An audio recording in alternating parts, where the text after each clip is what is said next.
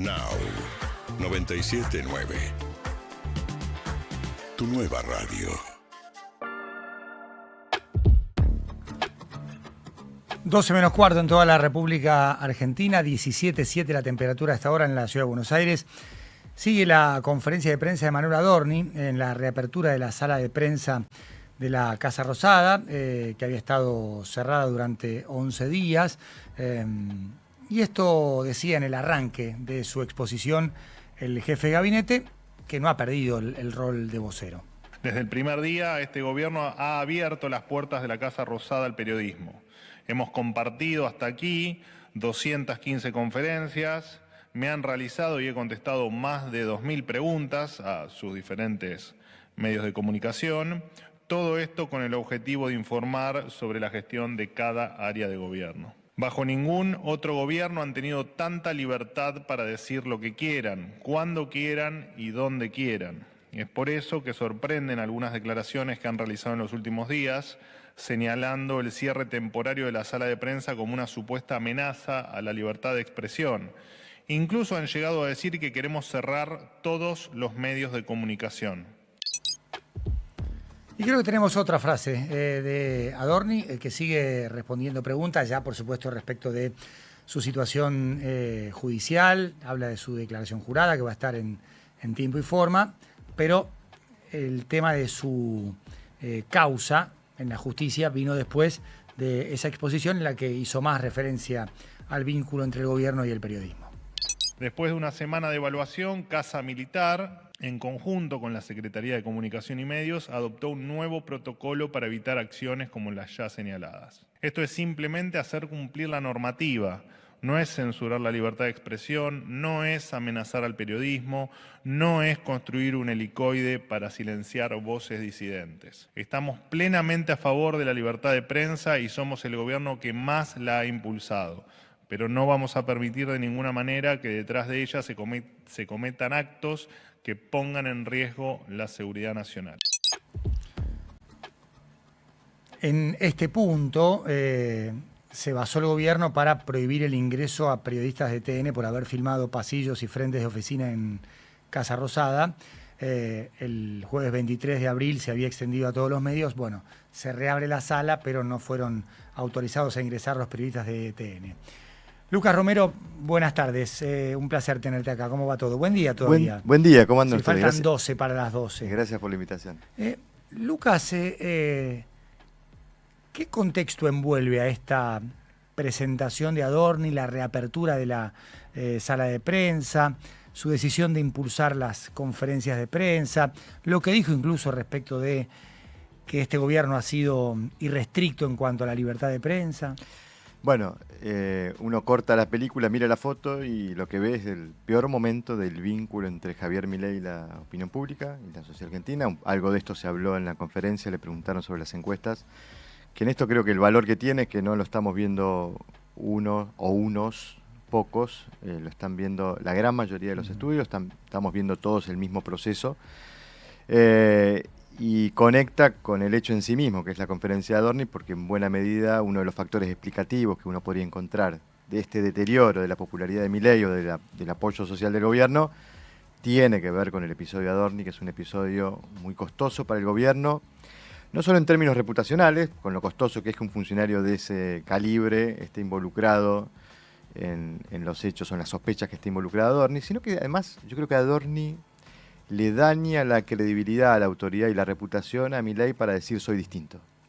No le permite seguir sosteniendo ese argumento que había sido un argumento, un recurso estratégico para este presidente frente al enojo social con la dirigencia política, de decir, bueno, yo soy distinto, yo vengo a hacer cosas distintas, venimos a terminar con los privilegios de la política, con la casta, con todo lo que Milei decía venía a terminar. Entonces, ese es el costo que creo que paga el gobierno por retener a Adorni. ¿Y por qué lo retiene? Bueno, yo ahí digo, uno puede encontrar explicaciones, pero está buscando explicaciones de lo que a la luz parece ser claramente un error, ¿no? Porque hoy escuchaba algunas declaraciones de algunos voceros no oficiosos del gobierno, decían, quejándose, ¿no? Hace 60 días que la prensa habla de Adorni. Bueno, hace 60 días que se habla de Adorni porque el gobierno tomó una decisión distinta a la que tomó en su primer caso resonante con esta chica que compró la cafetera en el Ministerio de Desarrollo Capital, o la decisión que tomó con Españolo, o la decisión que tomó con Esper, o la decisión que se tomó con Frugoni hace Carlos Frugoni, muy poquitito. Es decir, el gobierno está tomando una decisión... Sí, pero Adorni no es... No, claro. Ni Frugoni, ni la que compró la cafetera, tiene un calibre y un relieve muy importante. Ahora, la pregunta ahí es, ¿el beneficio compensa el costo? ¿Qué es lo que Adorni le está dando al gobierno para compensar el costo que Adorni le está provocando al gobierno? Y ahí uno puede encontrar argumentos. Yo digo, aquellos que estudian teoría del comportamiento humano hablan de la falacia del costo hundido. Sí. Esta dificultad que tiene el ser humano, el individuo, en pasar a pérdida un costo que claramente es irrecuperable, pero claro, el esfuerzo, el tiempo invertido o el recurso invertido para defender esa posición, a uno le cuesta pasar a pérdida. Lo que le pasa a uno cuando va al casino está perdiendo y dice no quiero recuperarlo y sigue perdiendo y no pasa a pérdida y no se retira para evitar que el daño sea mayor. Bueno, yo creo que acá hay un presidente que empezó a invertir esfuerzo y reputación en defender a Adorni. Y lo de Adorni fue un increyendo.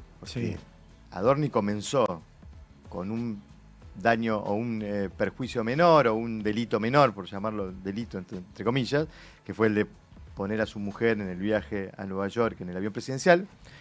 Pero después empezaron a aparecer otras cosas mucho más complejas. Entonces yo creo que... Sí, es el título a central por haber sido el mejor de la tabla. El efecto mariposa, en una serie de efectos colaterales. Y el deslomarme, digamos. Claro, entonces... Después todo se terminó en un tema muy costoso. Creo que el gobierno ya había invertido esfuerzo, tiempo y reputación en defenderlo a Adorni. Entonces puede haber un poco de sesgo del costo hundido. El otro que yo identifico como un recurso posible es... Yo creo que lo importante de Adorni no es lo que Adorni le da al gobierno, sino la funcionalidad que cumple Adorni en el gobierno, que es distinto. ¿Y cuál es la funcionalidad? Yo creo que el diseño de Adorni, jefe de gabinete, está pensado para darle el control del gabinete, del equipo de gobierno a Karina Milei sin que Karina Milei tenga que ocupar la jefatura de gabinete. Es decir, poner una persona que se ponga a disposición de Karina Milei, es decir, subvertir la naturaleza jerárquica del cargo y poner la jefatura de gabinete a ser subsidiaria de la conducción de la Secretaría General de la Presidencia de todo el gabinete. Eso le resolvía a Karina Milei la necesidad de no tener que ir a dar informes al Congreso, no tener que ser la voz del gobierno. Bueno, esa función le iba a cumplir a Adorni. Por eso digo la funcionalidad. Eso lo cumple Adorni. A Karina.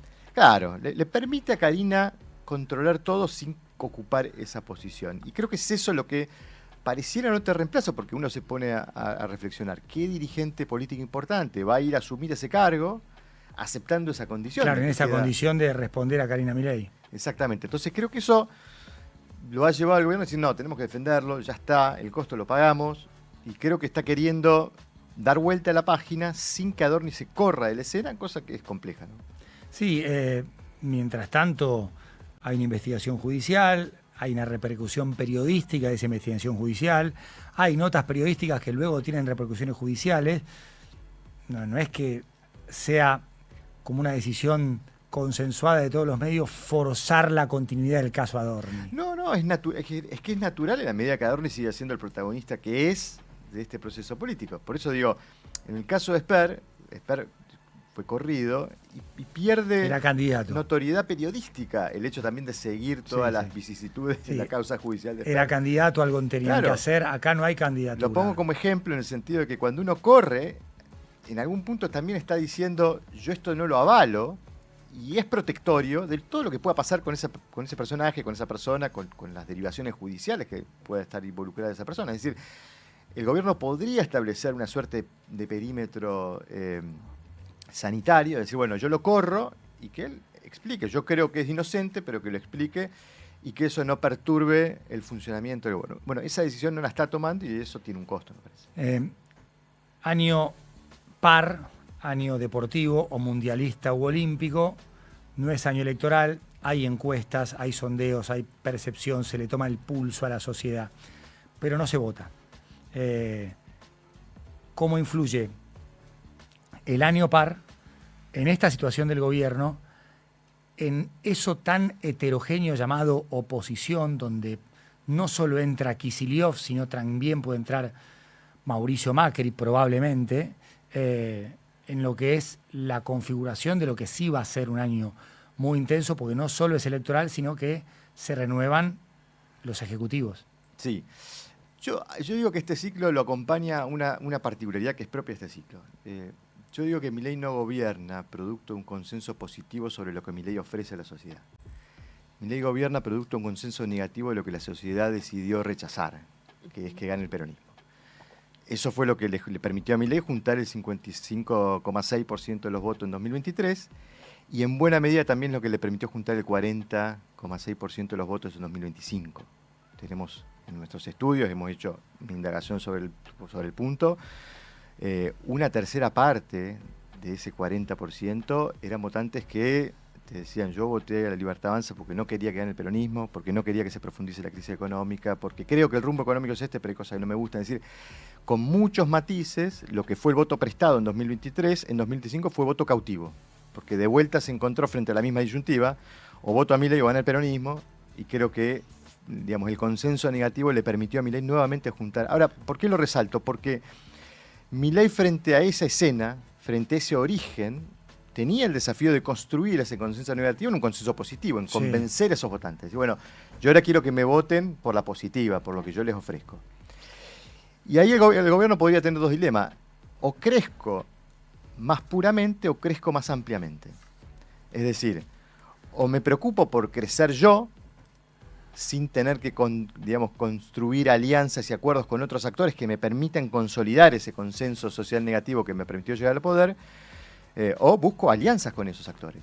Y eso es lo que Milei no ha buscado, no buscó previo al 2025, no pareciera estar buscándolo de cara al 2027, y eso produce... Y ahí incluimos a Karina Milei nuevamente, porque es ella la que plantea puros, claro, violetas. De hecho, yo creo que el gobierno comete un error en interpretar que la estrategia política electoral diseñada por Karina Milei fue exitosa, porque es todo lo contrario. Milei termina ganando la elección de octubre producto de la estrepitosa derrota que produjo la estrategia de Milei en la provincia de Buenos Aires. Es decir, el gobierno la choca todo en septiembre, eso produce una escena muy disruptiva, no planificada, pánico, dramático, que lo ayudó a juntar ese tercio que yo señalo, que es un tercio que reaccionó frente al drama. Dice: che, va a ganar el peronismo, va el peronismo, no quiero eso, voto a Milei de vuelta. Es el tercio que votó a Cristina en 2011, claro, a Mauricio Macri en 2015, a Alberto Fernández en 2019 y a Milei en 2023. Tiene todavía un sentimiento más refractario sobre el peronismo que le produjo ese impacto. Y 2027 es un turno para que Milei, más allá de cómo sea este año y pico de gestión, pueda invocar ese contexto negativo para decir: miren que si no ganamos nosotros, gana el peronismo por tercer turno consecutivo. Bueno, yo creo que ese recurso estuvo ya debilitado en 2025, porque Milei no juntó el 55,6, juntó el 40% de una porción más chica de la torta, porque votó el 68%. Legislativa, ¿no?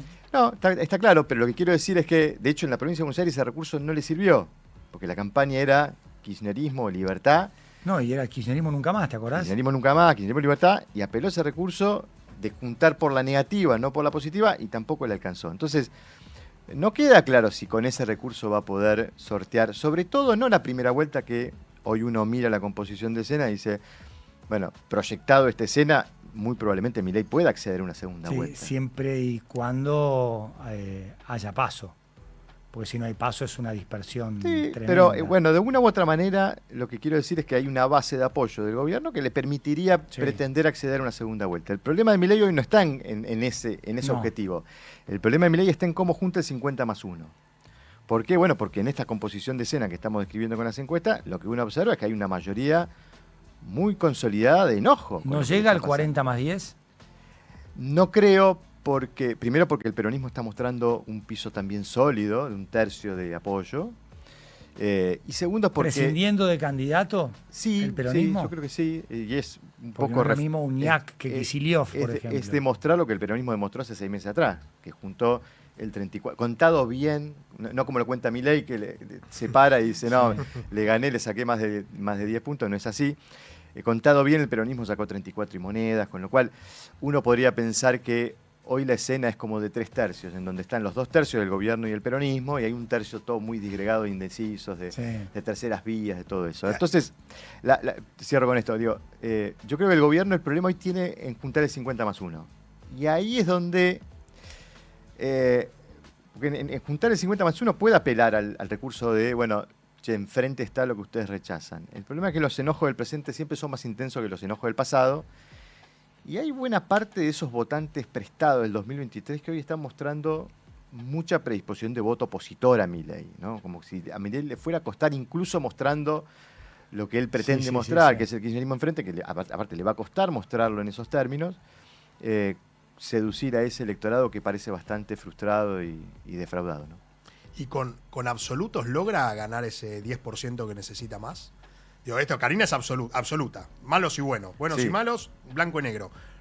¿Puede lograr de esa manera más programática que pragmática cooptar a ese público enojado que lo necesita igual para ganar? Bueno, yo creo que el gobierno tiene, yo digo que es su rueda de auxilio. Digamos, el gobierno está persiguiendo su misma estrategia de construcción propia, solitaria, pura, que está guiada por las directrices que bajan de Karina Milei y su equipo, que son los Menem. Ahora, frente a un escenario de dificultad electoral más cerca de la contienda, el gobierno puede empezar a revisar eso y buscar alianzas. Muchos de estos sectores opositores no peronistas, yo digo que hay una oposición peronista y una oposición no peronista, muchos estarían muy gustosos de decirle a Milei, yo te apoyo, pero vos no me vengas a competir en mi distrito, déjame reelegir. Y ahí hay un acuerdo implícito político posible que todavía no está trabajado por el gobierno, que el gobierno podría trabajarlo y eso le podría mejorar sus chances, por ejemplo, acercarse al 40. No creo que le alcance para el 40+10, que es la regla para evitar el balotaje. Tampoco creo que le alcance para el 45, hoy, ¿no? Hoy, no estoy... Sí, hoy. Y hay que ver qué pasa con las PASO, ¿no? También, sí. Pero en todo caso podría ser una red de auxilio. Ahora, yo diría, el gobierno tiene hoy el desafío en una segunda vuelta, porque hay 2 aspectos que me parece que le agregan más drama a esa mirada que Milei pueda tener en una segunda vuelta. Primero, las tasas de reelección de los oficialismos en segundas vueltas en la región es menor a 50%. Les cuesta mucho a los oficialismos reelegir. En una segunda vuelta es a favor en contra de. Y habitualmente es a favor en contra del gobierno.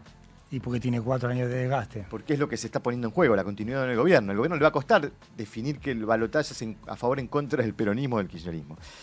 Y segundo, bueno, los 2 antecedentes que tenemos en Argentina son malos para los oficialismos. 2015 y 2023 fueron derrotas de oficialismos en segunda vuelta, no pudieron reelegir. Sí. Pero las segundas vueltas le exigen a los candidatos una estrategia muy clara, muy dominante, que es correrse al centro. Sí. Hay que ir a buscar los votos bajo disputa que están en el medio entre los 2 contrincantes. Los que cambian siempre. Y este es un presidente que tiene alergia a moderarse, que le cuesta moderar posiciones. Sí. En 2023 no lo hizo, pero le alcanzó porque la demanda de cambio era tan fuerte que... Y hubo gente que lo vio vulnerable en el debate y Massa lo empujó demasiado. Bueno, es que Massa le hizo un bullying. El famoso rumor de que Massa impulsó la candidatura de Milei, que es absolutamente verosímil y creíble porque era lo que más le convenía. Él necesitaba al candidato posicionado en el extremo más opuesto para poder disputar. Que de hecho, algunos me dicen, bueno, pero no ganó. Es que aún con Milei no ganó, producto de la reputación y de los problemas de competitividad que tenía el peronismo en ese contexto. Yo creo que cerca de ganar en primera, yo creo que el gobierno logró su máximo potencial competitivo contra Milei, que fue el 44 y monedas que juntó Massa.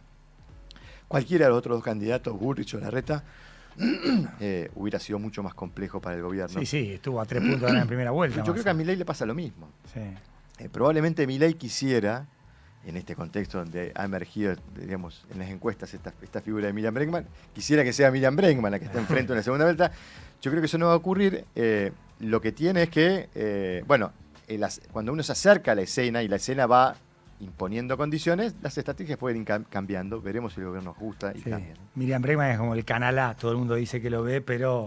Yo creo que hoy representa mucho la voz de mucha gente que está enojada con el gobierno y que se siente reflejada en esa discursiva combativa de Miriam Bregman. Es difícil pensar que eso pase de intención de voto. Querido Lucas, un placer haberte tenido en el programa. Gracias. Gracias. Lucas Romero charlando con nosotros, director de Sinopsis Consultores, politólogo. Nosotros a las 12:04 en toda la República Argentina le pedimos a Jamiroquai que nos cante